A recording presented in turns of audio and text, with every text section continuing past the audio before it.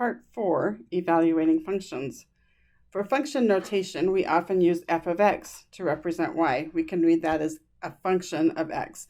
So often in a relation, x represents the domain, y represents the range. So if I have the equation y equals negative 2x plus 5, I could write this instead of the y, I could use f of x, and I would have f of x equals negative 2x plus 5. The f of x means that we know this is a function, and we're calling this function f. So we say it f of x. And here's an example of a mapping that shows f of x. So the domain is the blue oval on the left, and every x value goes to a y value or a range or the output. So let's write a function for each given rule. So multiply the input by 5, then subtract 3. So I'm going to call this function f. So f of x equals whatever my input is, I'm going to multiply it by 5, then subtract 3. So I have f of x equals 5x minus 3. Let's look at how that's different from the next one, where I first subtract 3 from the input, then multiply by 5. Let's call this function g. So g of x, I have my input, let's call it x, and I'm going to subtract 3. And then after I subtract 3, I'm going to multiply by 5. So I need to put parentheses around the x minus 3, because I'm going to multiply that whole thing, x minus 3, by 5.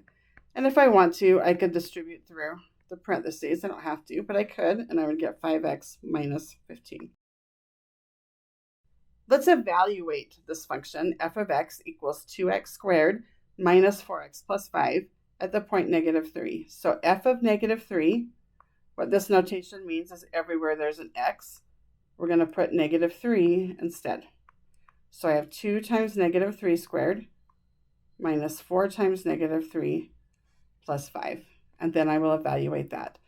Negative 3 squared is 9, so I have 2 times 9. Negative 4 times negative 3 is 12, and then plus 5. So I have 18 plus 12 plus 5. 18 plus 12 is 30, plus 5 is 35. So f of negative 3 is 35. Let's try f of a. That means the same thing. Everywhere there's an x, we're going to substitute an a. But we can't do more to evaluate that because I don't know what a is. So I would still just write it the same, except for instead of x, I have an a. Let's try these ones. If I have f of x equals x squared, what is f of 2/3?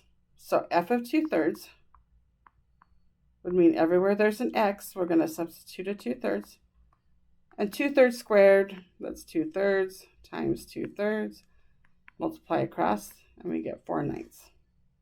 How is that different, though? We've been evaluating these functions from solve f of x equals 25.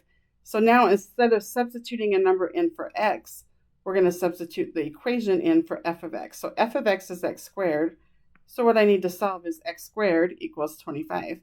If I take the square root of both sides of that equation, I get x is plus or minus 5. So my answers are 5 and negative 5. Use the following graph of y equals f of x to evaluate f of negative 1 and f of 3 if those values exist.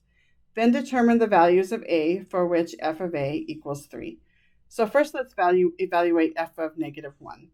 What that means is when x is negative 1, what is y? So if I look on my graph, here's x is negative 1, and y at that point is 0. So f of negative 1 is 0. What about f of 3? When x is 3, right here, I find the y value. There is no y value. This open dot means where that value does not exist there. So this one does not exist. F of 3 does not exist because there is no y value when x is 3. The next question, determine the values of a for which f of a equals 3. What that means is what is x when y is 3? So if y is 3, I'm going to draw that line y equals 3. What is x there? So if I look here, I have a point at negative 2, 3, and the other one looks like it's at negative 4, 3. So the x values when y is 3 would be negative 4 and negative 2. So f of negative 4 equals 3, and f of negative 2 equals 3.